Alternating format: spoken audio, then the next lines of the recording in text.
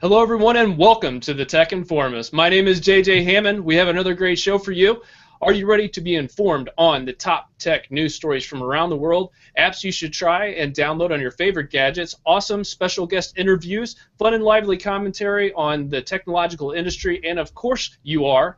Our guest for our debut episode has covered the tech industry for 30-plus years for a variety of publications and websites and is a frequent guest on radio, TV, and podcasts speaking about all things Microsoft related. She is an author of Microsoft 2.0, How Microsoft Plans to Stay Relevant in a Post-Gates Era, loves to cook and talk about all things beer, the one, the only that broke the mold, Mary Jo Foley. How are you doing? That was my best intro ever, I have to say. Oh my God, my heart right now, if you could see me, like my face is red with awesome... Clip that off, everybody. Clip that off. Clip that off.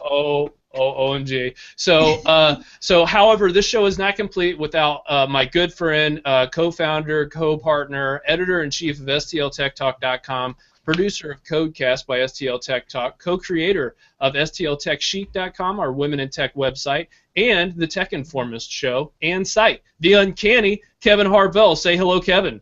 Hello, everybody, and welcome to the Tech Informist. Thank you, Mary Jo, for joining us this evening. It's wonderful. And don't forget, everyone, you can follow us on Twitter at Tech Informist, Facebook, Google+, subscribe to our YouTube channel, subscribe to our podcast on iTunes, Stitcher, TuneIn Radio. Also, check out our parent company, STLTechTalk.com. Download our Windows 8 and Windows Phone 8 apps.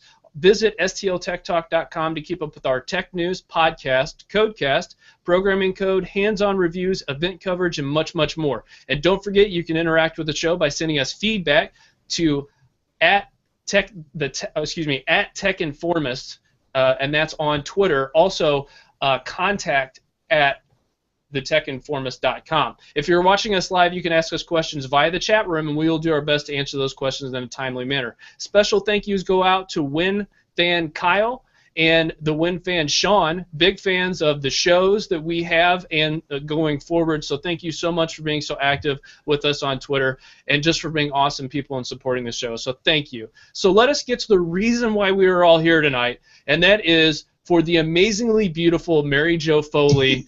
And thank you so much for being on the show. How did you get into covering technology and Microsoft specifically? Oh, man, that's a funny story, actually. I got into covering both by accident. I am a journalist by profession, and I ended up covering technology because I was looking for a job, and a technology magazine that was just starting up hired me. It was called Electronic Business. I knew nothing about tech, but they still took a chance and hired me anyway.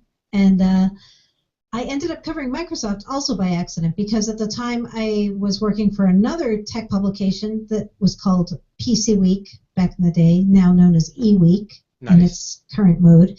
They were short a Microsoft reporter, and they ended up drafting me to be that person. I didn't have any plans to be the Microsoft reporter, but it kind of just happened. So, from what I understand, you had to cover beryllium and copper wire, if I'm not, if I'm not mistaken. Like I said, I'm a stalker, so it's okay. You are. Yeah, when I got hired originally, they kind of give the new hires the least fun job. So my job was covering components. So my very, very first job in tech journalism was covering things like resistors and capacitors and beryllium copper wire, all the kinds of things that you use to build computers. And my job was to kind of cover the sourcing of those components. And you know what? It was very unglamorous, but it was a great kind of entry point into covering this field and learning from the ground up what you need to build a computer. And so I'm not complaining. It just wasn't very glamorous, and I really decided early on that I wanted to do something more fun and more kind of innovative. So I asked my boss after I had to cover those things for a bit if I could cover software, and they gave me the green light after I wrote my very first cover story where I got to interview Bill Gates. That was way back in 1984.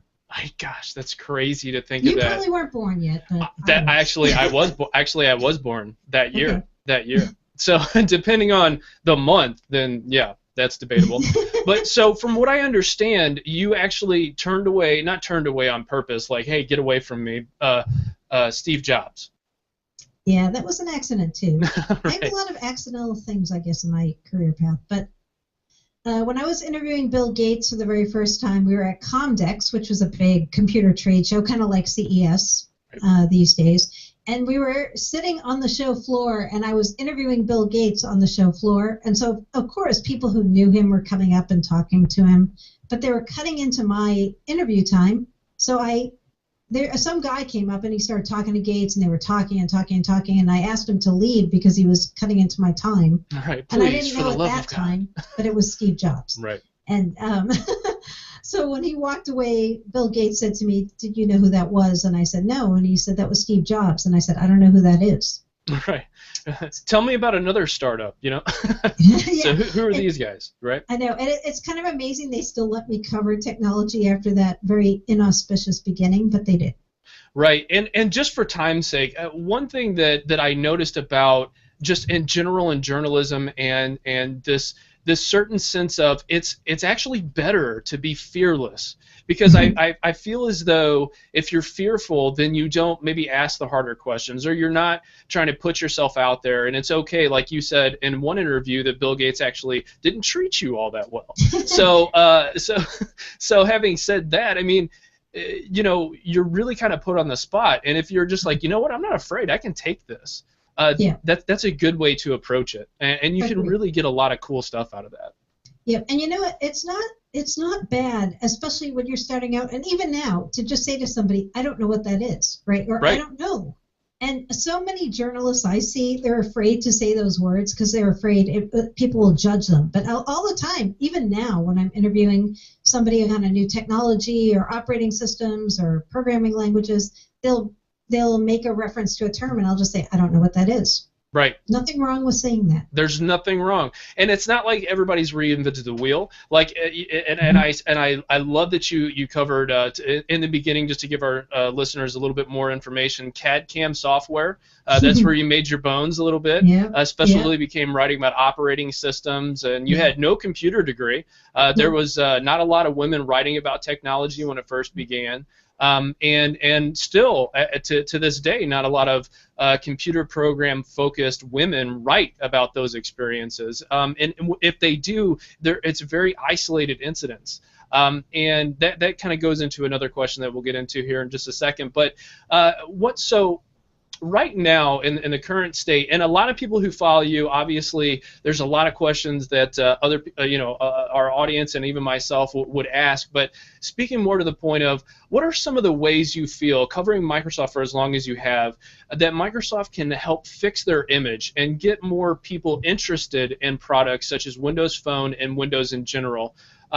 Because I'm a big fan and a huge fan actually, and I think that, and they don't pay me for that, but I think that, well, I should really talk to him about that. But I think that if there was a cohesive message, and like Wall Street, right? We always hear about these stories like confidence in a company, confidence in the street, that builds consumer confidence, so they're willing to spend more money on their products and services. So would you think that? Tell me your thoughts on that. Yeah. You know what? If I knew the answer to this, I probably would be working at Microsoft and making a lot more money than I make as a journalist. But everybody has their ideas about how they think they could do things better, especially if you covered them for a long time. It's funny. Tonight when I was walking, I live in New York City. I was walking down the street, and I passed a Verizon store near where I live, and there was a guy out there with a sign that said, prepaid iPhone for back to school, and I think it was something like $90, right?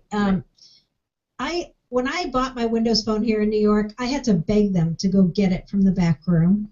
The salesperson didn't want to sell it to me, and these kind of things, you think they're isolated incidents, and you hear people talk about them every once in a while, at their carrier, this happens or that happens. But when you face those kind of things that are the types of opposition they're facing, especially on Windows Phone, but also to some extent in the tablet and mobile space, I don't know what I would say to that, because I know Microsoft has gone out there and they've tried to incent the salespeople who work in Verizon stores and T-Mobile and AT&T stores. They've offered them like prizes, Xboxes, free Windows phones. And the fact that this is still happening now, I don't know what I would say as far as how do you get the brand more accepted and more recognized. I mean, right. I cover the enterprise mostly in my job at ZDNet, so there they don't have to do a lot of work. I mean, Microsoft's kind of the default choice in many of those companies. Where are they going to go? Linux? I know, right? Right. Yeah, exactly. Right. But if you're somebody who's looking just you don't know anything about phones and you go into a store and you say what should I get, and the salesperson says get the iPhone, of course. I don't know how you combat that. I really don't know what you do. So I wish I had some like great ideas or guidance, but I really don't. Well, so one of the things that, because we've been really accepted in the store that's close to us, so they allow us to do events there. They allow us to do so many different things. They're a part of the community. We were at the DigiGirls event, and that's an awesome program that they were throwing at the St. Louis Science Center, and just a whole bunch of different stuff that they do. And they really are. I mean, the people are great. They don't kind of brush their shoulders and say, so I'm too good for you, like other more fruity flavored people do. So what I'm getting at is we were just really accepted. The community has been phenomenal. A lot of the people who work there, I mean, they're really trying to be passionate about this stuff, and they don't have to work hard for it. But what's crazy is once you step outside of the stores, then that's where you have your issue. In fact, that leads me to my next question was, what sorts of experiences have you had in a Microsoft store? I know you don't have your own there in New York, but yeah. This is super discouraging but hopeful topic for me. So I live in Manhattan, right? And you would assume there would be a really huge Microsoft store, maybe 2 or 3 here. So far, all we have in Manhattan, New York, is a kiosk, a literal kiosk in Columbus Circle in the mall there. That's insane. And so there isn't a real Microsoft store here yet, although there are some rumors they may be opening one in the coming months that isn't too far from the Big Apple Cube, their most famous store here. Right. But, when I was recently trying to buy a PC back in the January-February timeframe, there was nowhere to go. I went to the Best Buys in my local area and some Staples, because they're supposed to have Microsoft Store within a store. And my experience was so terrible, I was just appalled at the state of buying Windows PCs in Manhattan, New York. Right. It's amazing anybody even buys them here after the experiences I had. So I've been to some Microsoft stores. I've been to the one in Bellevue in the Seattle area. I've been to the one in San Francisco at the Galleria Mall. But, I haven't been to a lot of them. But the ones I've been to, I've had very good experiences there. Well, that's great, and that's good to hear. And I think that speaks volumes to what hopefully Microsoft will continue to do with their stores. We actually know from St. Louis there was a guy who's going down to the Dallas office, and it's like I can't even remember the square footage. It's ridiculous, the size of the store. But but a cooler guy couldn't be going down there. I mean, I think his name's Cody. And it's just a really great guy. Smiles all the time, willing to help. It's phenomenal. And the other thing to know is that you can bring your laptops in, and for free they will fix and diagnose the problem. Why isn't that talked more? So, like, it's stuff like that that drives me nuts, right? Me too. That they have a lot of potential and that it's not being communicated well. Like, even small businesses. In fact, National Small Business Week, we were there to cover that, and we were there at that store, and we were talking about all the cool things, and people's eyes were lighting up like I had no idea. And it's like, why? Why have you no idea? This is a problem. This is insane to me. So just to get off Microsoft just a little bit here, being a well-respected woman in the technological field, how do you feel about how women can better bridge the technology gap? And I promise at some point we're going to talk about Hadoop tonight. Just to let you know, because I love that stuff, and I'm sure me and you could geek out about it for hours. But anyways, go ahead. But are we going to talk about Notepad? Because if we're not, I'm just going to disconnect. Of course, and the variations and different uses for Notepad, like using Notepad to copy paste stuff so that the settings don't translate over when you're doing your work and stuff like that. See, you get me. I do. We are kindred spirits, I swear. in a non-creepy way. So again, so how can women kind of bridge that tech gap? Because we see a lot of people like the DigiGirl events and women in tech panels. In fact, there's another one that's going on down here in St. Louis next Tuesday night. What would you say to that?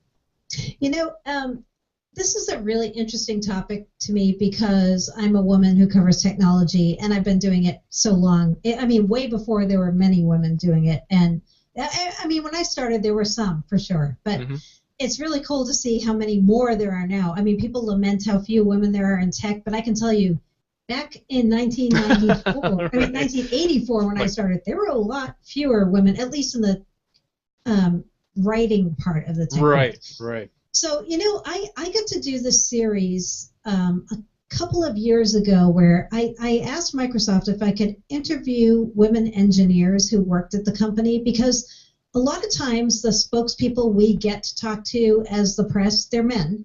And they're polished. Yeah. Right. They're very polished. And if you get to talk to women, it's very few and far between. So I said, you know what, give me 10 women who are engineers at Microsoft and all of the different diverse parts of it, and let me interview them. And the part that I took away from that was almost none of them started out thinking they wanted to be in tech. I mean, one was a poetry major in college. Wow. I'm not kidding. Yeah, I mean, one, I forget where she started, but she ended up being in like the Halo business unit, and one became like a SQL Server certified master, and almost none of them started out saying, you know what, I have an aptitude in technology or an aptitude in math or science, and I want to be in tech. Right. And I think the key is to show people like me and others who don't think tech is really for you that there's some connection or path that you have, even if you're not somebody whose interest is primarily that, that you still could contribute. Like if you had told me when I came out of journalism school that I would end up writing about tech for my career, I would have just laughed. I haven't taken math since high school or science, and I don't really care about those fields. And then I ended up writing about operating systems and programming languages. Okay, weird, right? Right.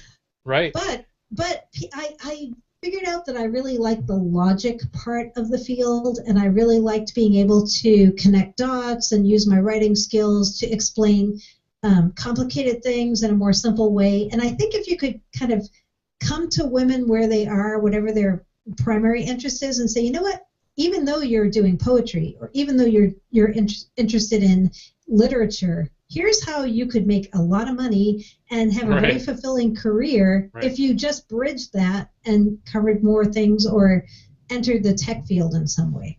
That is phenomenal advice, and I would say definitely the best way to approach that. So, and speaking about journalism, what do you think the future of journalism really is, especially in the tech sector? Because I think one of your biggest pet peeves and current dislikes is the negative of instant release, stealing stories, original sources, how important it is, because I remember listening to one interview you did about having 3 credible resources before you actually publish anything. Again, I stalked you, it's okay. And just the credit that you don't get. So how would you say, what do you think the future is like for is it journalism anymore, or is it just some other form of communication? I don't know. If I were in college today, I would not major in journalism. I don't know what the future is for this field, but I don't have a good feeling about it. Okay. And I'm really happy I got to be in the field when there was still a lot of value in things like substance and sourcing and things like that. I'm not a big fan of listicles and slideshows. I get that they pay the bills, and because of how things are page driven and clickbait driven now, that's what people do. But man, that's not my area of interest. I really like to delve deeply into topics, so I don't think journalism would be my field right now. Right. Yeah. And there's no the editorial review process, and just being able to say, this is a solid story. And I think, and maybe you can tell me if I'm wrong, and if you do, it would crush me. But anyway, so what? Oh my gosh. So just a minor little problem there. So the issue is with not thinking that your readers are smart enough to understand what you're saying, because you do a very good job of articulating very difficult things, like you said before, in a concise way. And I feel as though there's a widening gap in people's ability to retain that information who aren't in that sector, because we cover like Global Hack, and they actually used Hadoop to win, and it was a $50,000 prize, and it was this whole thing. And when I was explaining it to people, their eyes glazed over, or they were like, "Oh my gosh, that's amazing!" But there was no one in between, right? Like, yeah. I feel like there's a widening gap there, and that kind of concerns me, being a tech individual, writing and all that kind of stuff. Yeah, I know. It's hard to find the right voice and the right level to talk to an audience when your audience is very broad. Right. And I think that's a problem everybody has who's in any kind of form of communication. So I have some readers who, I'm not kidding you, like I got a note, I'm not going to say who the author of this note was, but I got a note the other day in my email that said, I see you writing a lot about Windows 9 and Threshold. I just want to know when I'm going to get it on my Fire phone. Whoa. And I'm like, okay, so, I didn't ridicule a person, and I shouldn't, but I was like, okay, right, that's sure. One kind of reader I have. Then I have readers who are like, your explanation of how Hadoop and machine learning works was very simplistic, and I think you really shouldn't be talking about these concepts because you can't explain them well. Okay. Right. The pretentious and the non... I know. So you're like, okay, I have readers who are on Wall Street. I have developers. And, it's very humbling to me to have developers as readers, since I don't program and I don't know how. So I'm like, okay, I want to give them some information without pretending that I know, like, how to code. Right, right. Well, by the way, you know more than most developers do, so you just need to give yourself a little bit more credit there, because when you talk about the underlining system and writing to the machine and the different stacks and all this other kind of stuff, and database relational management and all that kind of you're good. I know how to talk about things from an architectural perspective to some degree, because to me that makes sense, but when people start asking me, like, should I use this programming language or that to do this task? And I'm like, oh, wow, way out of my water here. Right? So I don't know. It's tough to find the right voice and the right level of technical depth when you're talking to a really diverse audience. Like, if I knew my audience was all, like, people who are Hotmail users who are having trouble migrating to Outlook.com, then I would write in a certain way. But I'm trying to write for people who, at like a lot of different points along that spectrum, and that makes it really tricky. Right. It does. Yeah, absolutely. So would you say it's more of okay, I'm going to start this story and speak to this particular person and try to get some type of feedback based on writing to that specific audience? Yeah, sometimes. And what helps sometimes is if you're writing an article based on questions people have asked you. So right. If like, everybody's having this question about Windows 7 or everybody's having this question about Threshold, then you're like, okay, everybody seems to be hung up on this point. Let me try to explain that. Right. So when somebody comes at you with a tip or an idea from that point, it's easier to write than if you're just grasping a brand new concept and saying, hey, let me explain to you what Microsoft is doing in systems programming, because right. You don't know where people are coming from there, right? Right, exactly. Yeah, so it's tough. Yeah, and that's one of those things where you have to fill a void, and I think a lot of tech journalists in general feel as though they're just shouting on the street corner and they're not actually speaking to and providing a service. I believe that you provide a service, because I've been following your work and I really like it. I like the way it's done. And I like the way you explain things and how you go into it. And I feel as though that's a service you're providing me. And I feel as though reading others types of blogs or news articles, that's not a service that's being provided. It's just an echo or reflection of other news. It's really funny you say that, because the other day I said to somebody, my career didn't start out this way, but more and more I feel like I'm doing service journalism. And I don't hate that I'm doing that, but it feels like so much of my day is like triaging problems, right? Like, right. like somebody said to me, by the way, you're not our help desk, or if you are, you should get paid for it. I know, right? Because yeah. some days when like Azure goes down or Office 365, there's some glitch or people can't sign into this or that, I spend like hours like trying to find out, okay, what's wrong? Right. When is it going to come back? Who's affected? What can they do? You know, if there's a bad patch or something. And I'm like, wow, this isn't what I envisioned my career being, but at least I feel like I'm being useful. Right, and and that brings more, and hopefully that brings more people into doing stuff like that as a service instead of everyone shouting and there being so much noise. So if what devices would you say gets you through your workday? Unlike a lot of tech journalists, I don't have a lot of devices, and part of the reason is I don't have a lot of room. Sure.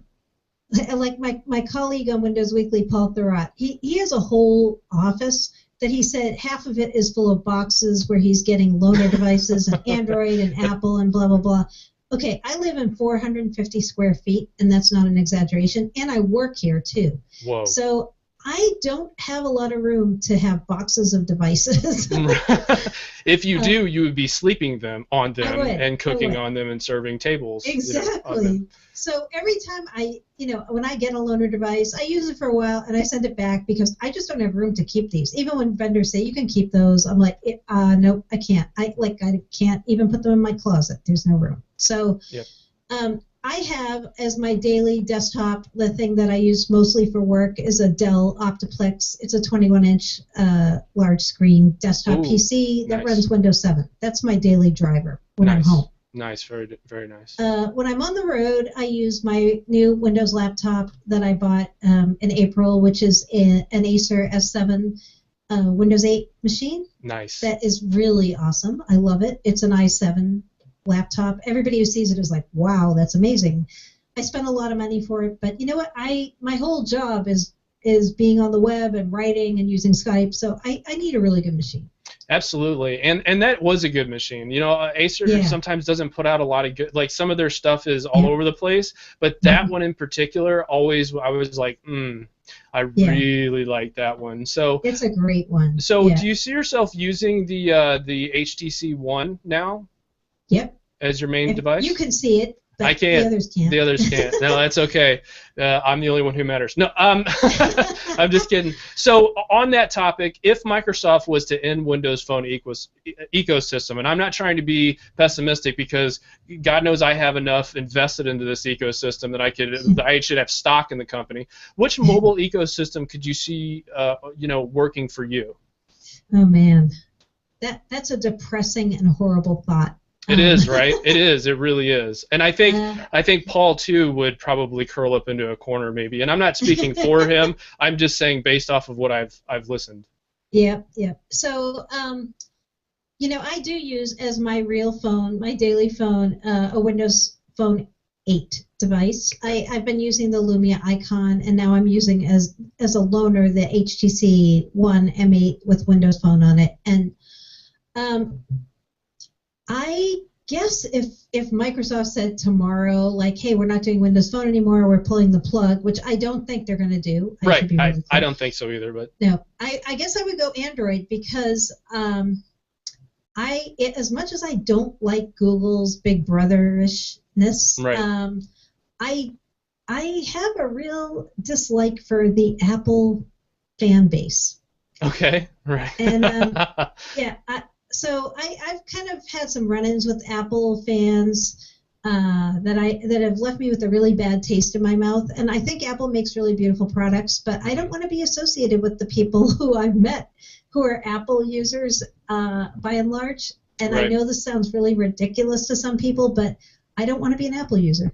No, I wholeheartedly agree with you. I just because of my own personal experience with not only developers and people who work for the company and different stuff like that, and their total nonchalant attitude towards any type of community service or any type of a whole bunch of other stuff. So I could get into the reasons why for me, but I think that was really interesting, and I'm kind of glad you said that, just to look at it from that aspect. So what's next for you? Are you currently, by chance, working on another book? And I say that with all joking aside, because you said that was the worst experience of your life. No more books. No more books.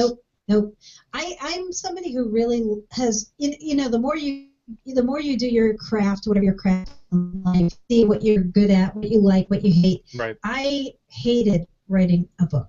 I'm really glad I did one just to say I did it and have that experience, but never, ever again. Nope.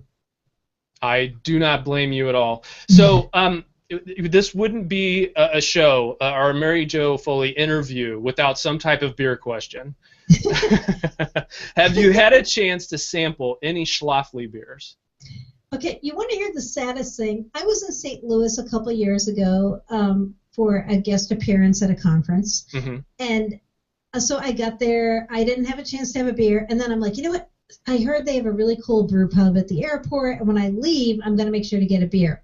But I left so early, the pub wasn't open yet at the airport. So I saw it, and I'm like, oh, I want to go in there and have a beer.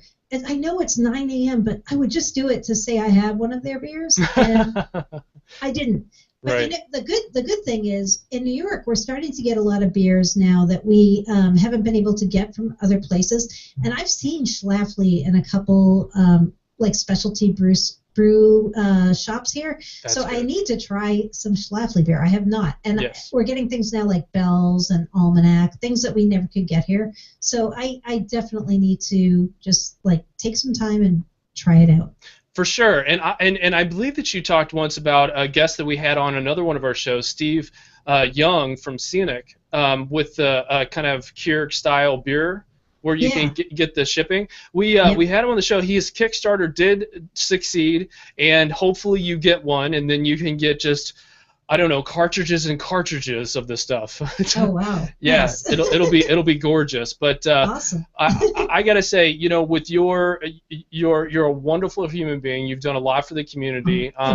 Your life story about moving from Seattle to the backyard to riding around with your blue badge and changing Microsoft's policy on allowing people on their buses, and just your overall awesome, get it done, do everything. I just wanted to thank you from the bottom of my heart, as well as people that are fans with me. Thank you for being on our show and being such a good advocate for the Microsoft ecosystem. Oh, thanks, JJ. I love being on different podcasts because you guys are the ones who inspire me and keep me going. So thanks for always for inviting me, and thanks for being fans, and also thanks for being part of the community. Oh man, that warms my. I'm telling you, the Grinch's heart grew 3 times too big than this one. So you are welcome back anytime you want to come back on our show. And thank you for allowing us to have this opportunity to talk with you this evening. Yeah, should we talk about the technology and why we did the show the way we did tonight, or not? Yeah, let's go ahead and unpack that a little bit. I think our audience would be like, so what the deal, JJ? I'm looking at you the whole time and not looking at Mary Jo's wonderful face instead of you. So we should say it's all my fault, which it is. And you guys like went way out of your way to make sure I could be part of your show on a Google Hangout. But you know what? I have this really weird thing about not wanting to join Google+. I don't think they should force me to join it. And you guys checked it out, and you said maybe I could join a Hangout without being a G+ member, but I could not. Right. And I think that's really wrong. I think Google should let us be in the Hangouts even if we're not G+ members. I get why they're not doing that. But you guys, like, somehow miraculously at the last minute jerry-rigged this so I could be on Skype and you could channel it through G+ and Google Hangouts. So and YouTube, and record it all at the same time. Yeah, kudos to you guys and for bending over backwards to my weird whims. No, and just so Kevin knows, she is wearing the gorgeous yellow earbuds just for you, buddy man, just for you. These are my Lumia headphones that they gave me ages ago, which are still really awesome and work well. So yeah, that's awesome, and I'm excited to see what you're going to write about next. I'm excited about Azure, what's coming down with Windows 9. I'm really excited. We're actually going to be, I don't know if you're going to have a chance to make it, but we're going to be teaching a pre-compiler session at stlouisdata.net. And on how to make a Windows application from start to finish, and then the people who come, it's an 8-hour deal, and they're going to leave with the ability to actually create an app with when they leave, when they Oh, walk out. wow. So That's super. yeah, That's awesome. we're really looking forward to that. And if you have a chance to make it down, I believe it's in November. We would love to see you around. I know you've been to one before. I have. It was really fun. I had a great time. Yeah, there's like 4,000 attendees. So I know. It was crazy. Yeah, and it's crazy in the Midwest. A big .NET user group around here. Yeah. But like I said, thank you so much for being on. I hope you have a wonderful evening. I can't wait to talk to you again in the future. I'm totally fangirling here. Thanks. You're a great host, by the way. Oh, thank you. All right, have a wonderful evening, Mary Jo. Thanks. Bye-bye now. Bye-bye. Well done, JJ. Well done, sir. Oh, my God. What a great first guess right there. Okay, That was awesome. Kevin. We are kind of on a timetable here a little bit because this is our very first show, and like Mary Jo said, we had to really blaze through this thing like it was nobody's business, trying to figure out a way to get her on the show and cover everything that we needed to cover. So, Kevin, excuse me.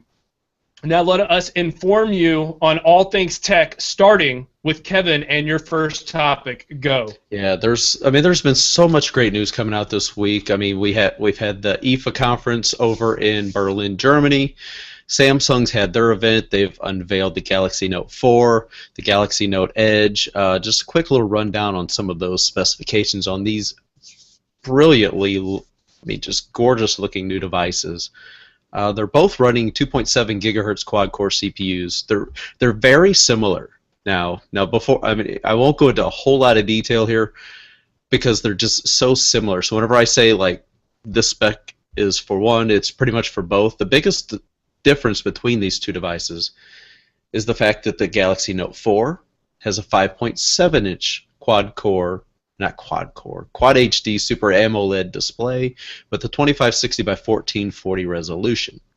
Now the Galaxy Note Edge only has a 5.6-inch display, also Quad HD Super AMOLED with the same resolution, but that curved portion that's over on the right-hand side of the display, from what we've seen in the images and videos and stuff, allows for an additional 160 megapixels on what is being dubbed as the edge screen. Now this edge screen kind of wraps around the right-hand side of the display, whereas the other three edges look exactly like they would on the Note 4. So again, that's really the biggest difference here. Is it's almost the same phone, but you have this curved edge, which Samsung is kind of the king right now of these little niche devices with, the Galaxy Note Round, or they're kind of curved, this curved device. I know LG had one, the G Flex, that we reviewed on stltechtalk.com last year. There's been also some the other difference between those two is the Note 4 comes with a 3220 milliamp hour fast charging battery versus the Note Edge, which only has a 3000 milliamp hour battery with the fast charging technology as well. Some other things about it: 3 gigabytes RAM, 32 gig internal memory, 16 meg rear camera, 3.7 meg front facing camera. They both will come with this kind of new front facing camera technology that they really hyped up during the presentation, talking about this wide selfie where you can kind of like take a panorama of a selfie, similar to what Ellen did back at the Oscars earlier this year with Bradley Cooper, Jennifer Lawrence, all these other celebrities in the audience. So I guess look for that to be doing again in the upcoming Oscars. You got the Galaxy Gear smartwatch.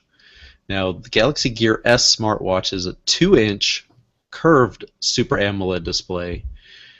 It has a 1 gigahertz. Oh, goodness gracious, now I'm all getting tongue-tied now. So you got a 1 gigahertz dual-core CPU, 4 gig storage, 512 meg RAM.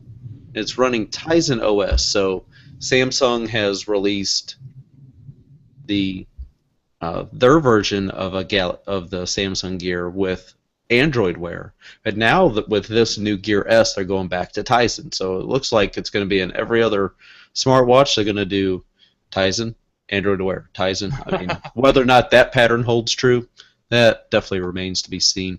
One nice thing, it's going to be IP67 water and dust resistance. Okay. The other big thing that they announced during their big presentation was the Samsung Gear VR. So VR obviously stands for virtual reality. Yes, so it's powered by the Oculus Rift technology. So yes, people always thought little Google Glass. Well, this is like the complete visor that just goes right on your forehead.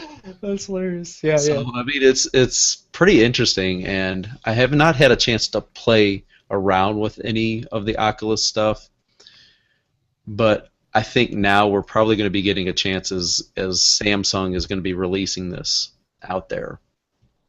Nice. Yeah, I'm really interested to see about all the different hardware that people are actually going to buy. I think that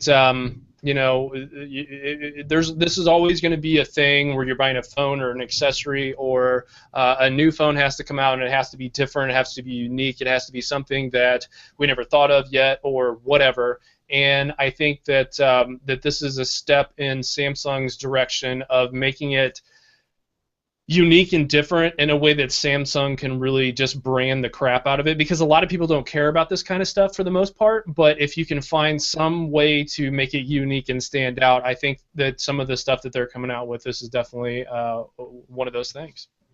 Yeah. Nathan in the Q&A mentioned something about HTC had a wide-angle front camera on one of their early Windows phones. So I'd love to know the name of that phone.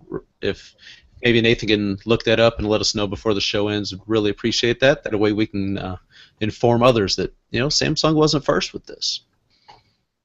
It's true. It's true. So is that it for your first story? Just real quick, I'll touch on a couple more little devices that we got some word on. Okay, good. We need to keep this moving along. Yeah, the LG G Watch R is set to launch on October 4th. We finally got a release date. Now, this is basically the round version of the LG G Watch, which launched a couple months ago now. And it's pretty much designed to compete with the Moto 360, which Motorola is going to probably be announcing tomorrow, I believe, is their big announcement on September 5th. This is being recorded on September 4th. So we're still waiting to hear details on that. Right. We're not really sure yet quite on price. Sony has also released information about the Smartwatch 3, which is ditching their own personal software for Android Wear. Right. And this has IP68 rating for water resistance, so it's going to be even more waterproof than the standard IP67. And then Motorola, like I just mentioned, you're going to be getting more information about the Moto X Plus One or the new Moto X, whatever they end up deciding to call it. I've heard both stories here lately. So if it sounds like the walls are crashing in upon me, it's because there's a storm like no other storm outside. I just wanted to let everybody know. Go ahead. Oh yeah, which ties into my pick of the week later at the end of the show. Awesome. So no, that's pretty much it. And we got the Moto 360. We're still waiting on when that exact release date is going to be, but you have to feel it's coming soon, because the Google I/O attendees that were supposed to be getting a Moto 360 for free just for attending the conference. So right. Kudos. Hate They have had until today, you like I believe. The diversity. Kudos. I hate you at the same time. It was gorgeous. Yeah. So they had a couple. They had to submit their yes or no. I want the Moto 360 by tomorrow. So you should probably be seeing that within the next week or so, of the Moto 360 being available for purchase. Cool. And that's pretty much it. I mean, that's Android news. I know that's kind of not. We'll have to work on our format here, but let's see what JJ has to talk about tonight. Wait, so that was all of your tech news? Holy cow. That was it, man. I just rattle right through it. Okay, fine. Well, then you're getting ready to hear another whole lot of me for the next luge. I'll comment. A lot of new hardware from Nokia, Microsoft, and many, many more this week. Up first, new OEM Kazam is making Windows phones. These are really weird names, by the way. XOLED ZOLO, so that I guess that's a Zolo new Windows Phone. A QSmart, I didn't even know that. QSmart Dream Windows Phone this company's making. Micromax Canvas W092. What a sexy name. Come on, W092. Yes has a whole bunch of devices coming out, and they're naming them after, Billy for Bill Gates. 4.7 and a 4-inch screen. The different phones that I'm most excited about is the new Lumia line, and that's the Lumia 730 and the Lumia 735. The full specifications, I can kind of give you a brief rundown because I don't want to make people fall asleep here. Windows Phone 8.1 update with Lumia Denim. By the way, Denim, really? But it's better than Bittersweet Shimmer. Let's just say that it's better than that. Well, you figure with Denim, I mean, they have to come after Cyan, which is C, so Denim, D, kind of, the whole Google Android. I'm sure there's way cooler names than Denim. I'm just saying people in Canada are like, hey, but people down here are like, huh? That's like 90s. Anyway, so it's got different GSM spectrums. Also has a 1 gigabyte RAM, 8 gigabytes of internal storage, 15 gigabytes OneDrive cloud storage, and a micro SD card expandable up to 128 gigabytes. You got a 4.7-inch HD OLED screen. It's a 720. It's not the full on 1080p, but it does have clear black and super sensitive touch, high brightness mode, and so on and so on. About the awesome Lumia screens are well known for how great of the screen quality it is. Processor, Qualcomm Snapdragon 400, 1.2 gigahertz quad-core processor. Honestly, if you make something, it has to have a quad-core. If it doesn't, you're doing everyone in the world a disservice. Primary camera. I knew that was going to make you happy. Quad-core. It made me happy, and you could tell by the excitement in my voice. Well, I mean, who wouldn't? 6.7 megapixel Zeiss camera also has the ability to record in 1920 by 1080p, 30 frames per second. LED flash, so it does come with a flash. I know a lot of people were hating on the Lumia 635 because it didn't have a flash, but come on. The secondary camera is a full HD front-facing camera, which is the 5 megapixel front-facing camera. It has also a connectivity with NFC, which is good. It has Wi-Fi. You can set all that up. The Lumia 830 specifications. I'm really excited about the Lumia 830 just because it's coming in at a really nice price, and it has a lot of stuff going good for it. So it has the update 1 with Lumia Denim phone, Windows Phone 8.1 operating system. It has LTE, which the other two previous versions I was talking about did not.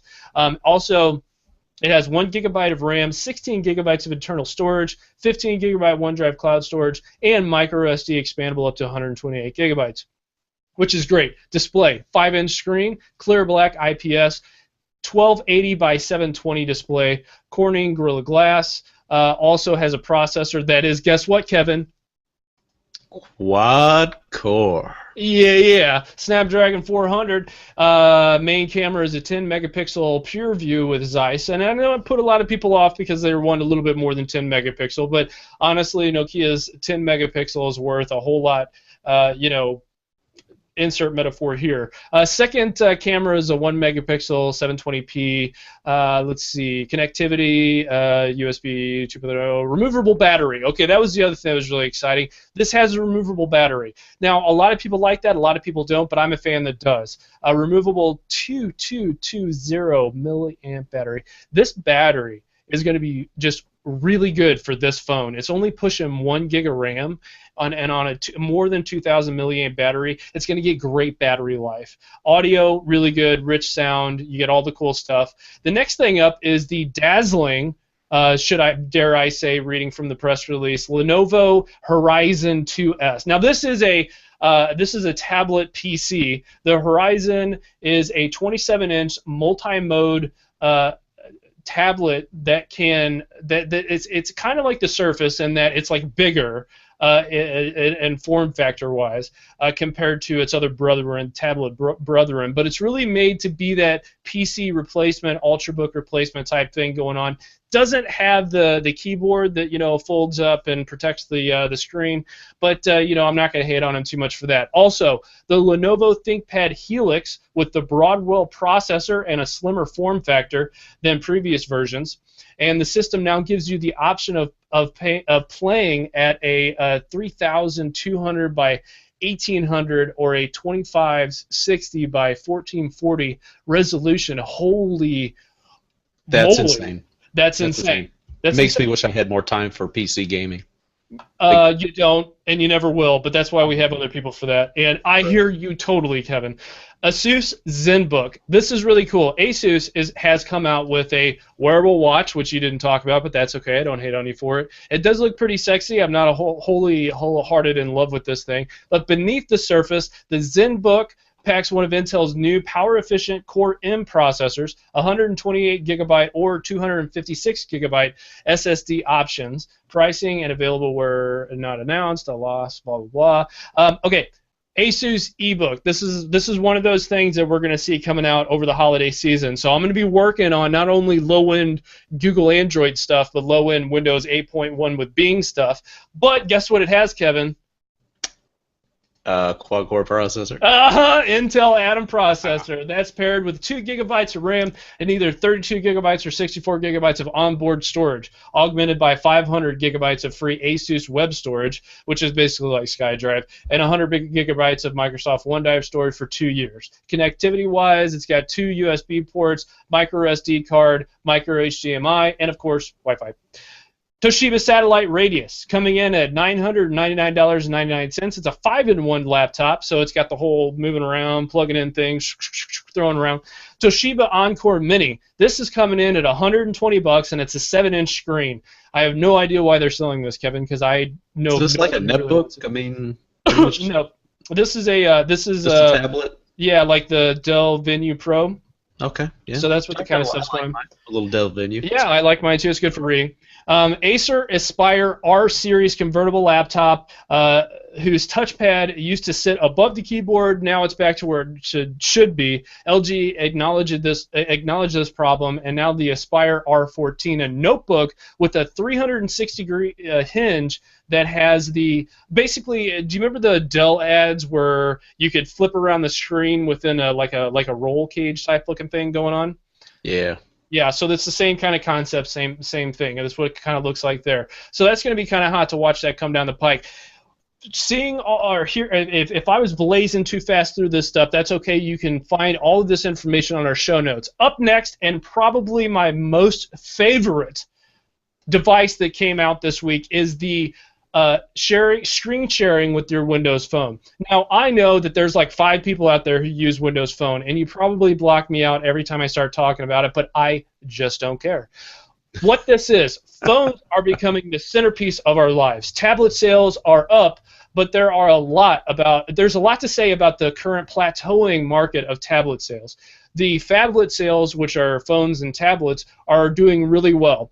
And this change is in convenience. This is essentially made to where you have one device that has all the sensors you need with the NFC, with the motion control, with the gyroscopes that can control heart rate monitors and all the different things that are coming out. So with the release of Amazon Fire TV, Ouya, Chromecast, and watchers of the tech industry are all seeing how the great idea of having one device that can use for multiple scenarios in your home, especially on your TV, such as Apple AirPlay, Google Chromecast. Microsoft has, well, the HD10. Now, that's not a sexy name, and half of you are going to forget about it after this podcast is over with. But the HD10 basically allows you to use your Lumia phone to tap it to an NFC plate. It's a little square hockey puck type style disc, and you can actually share 1080p video or compressed files of Miracast technology to your TV screen. Why is this cool? This accessory is very important to Microsoft's long-term strategy of staying relevant in the PC, in the living room, and the home. Sam Sabri over at WP Central did a great job explaining why people should use this device. You can use it to watch movies, TV series, all streaming from your phone. Also, music streaming. That is a kind of a neat feature. I personally don't have that to explore because I'm a big headphone user. But you can browse the internet, and on your phone and see what you're browsing on your TV. That's very cool. There's a lot of use case scenarios for that. I'm not going to get into it. You can also use the HD10 for PowerPoint presentations. This is my personal favorite.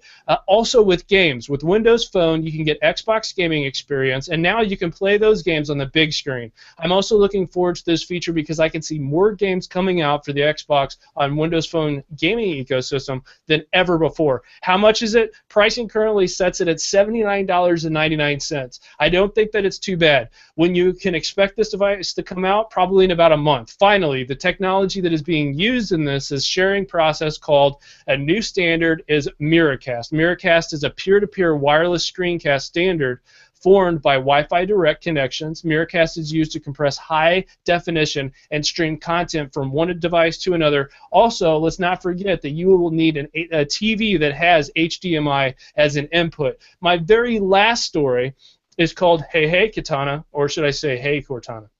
So what is it? Cortana is a digital voice assistant application for Windows Phone, and that will soon be an application that runs on all the other Windows operating systems.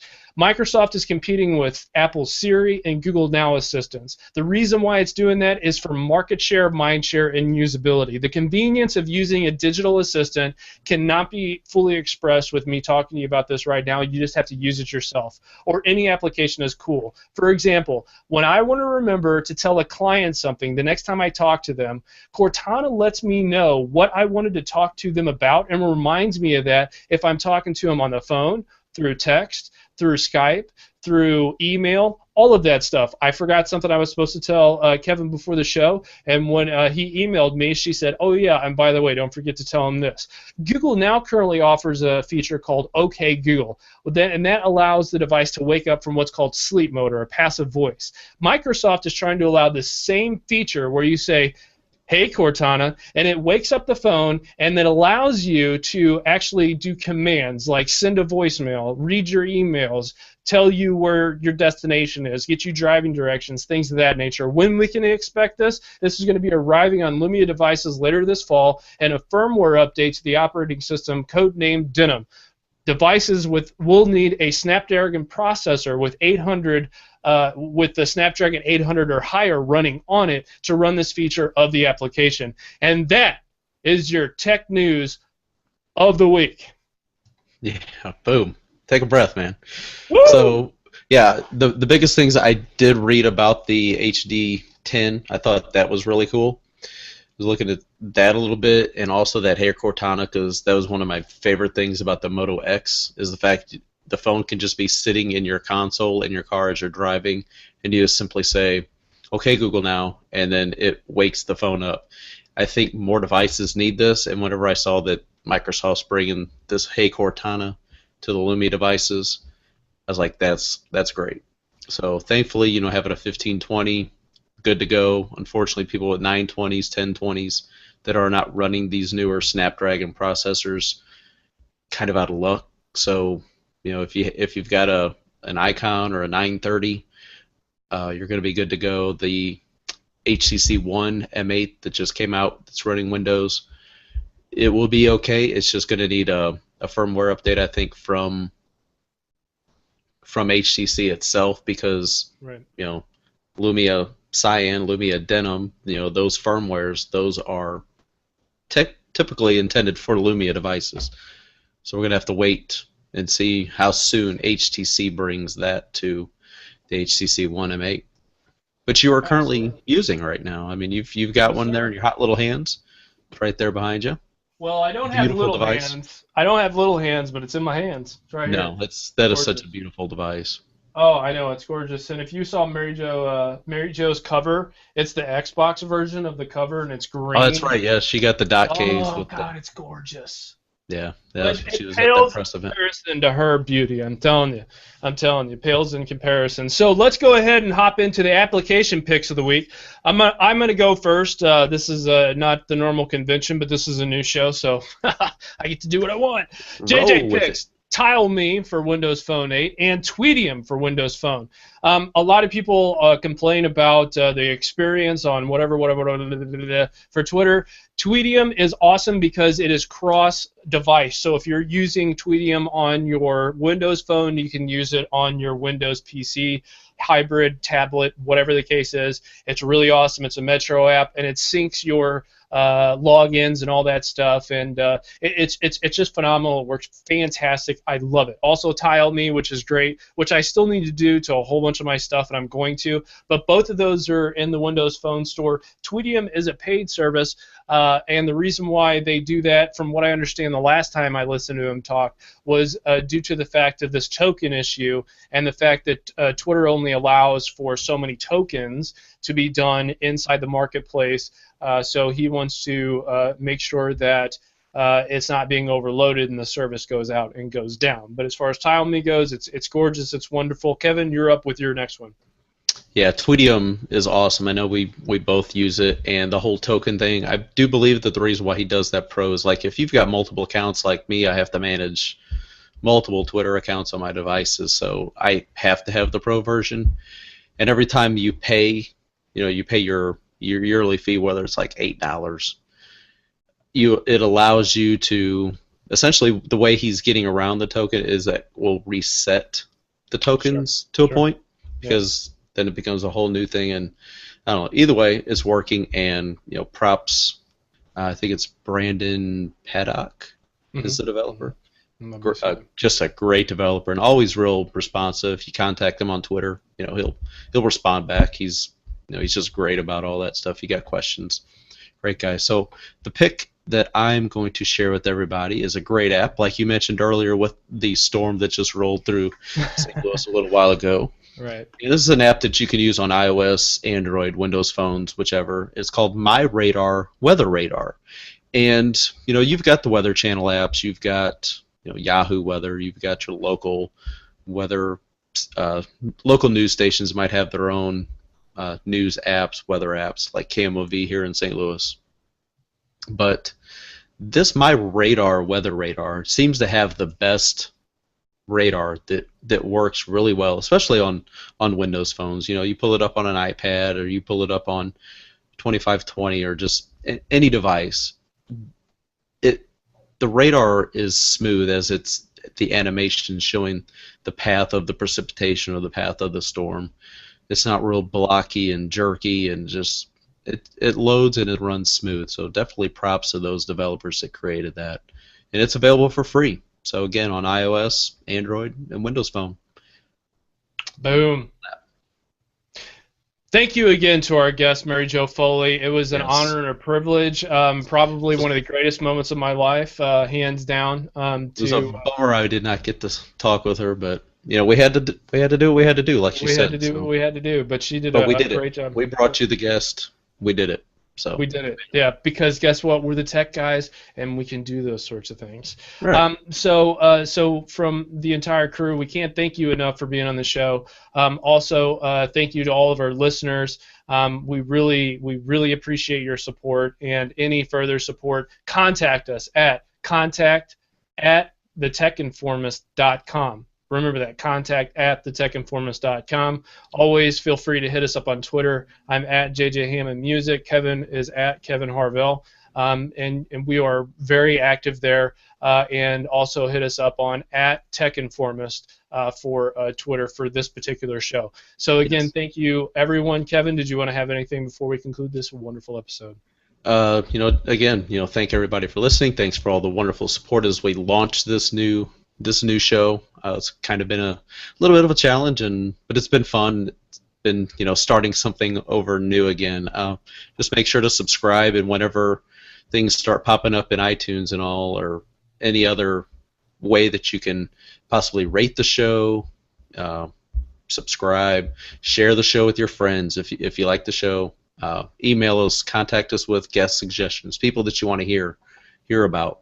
Also, check out our other shows. I didn't want to interrupt you, but I just want to remember STL Tech Talk Podcast, Codecast by STL Tech Talk, and now the Tech Informist. So, we're slowly building our podcast network. Oh, yeah. One podcast at a time. Yeah. Well, Is it really a podcast at this point because it's a video and it's a whole? It is just a show, the Tech Informist. It's just a show. It's awesome. So again, entertaining and informative. Thank you to everyone. So from the entire crew here, consider yourself informed. We're out.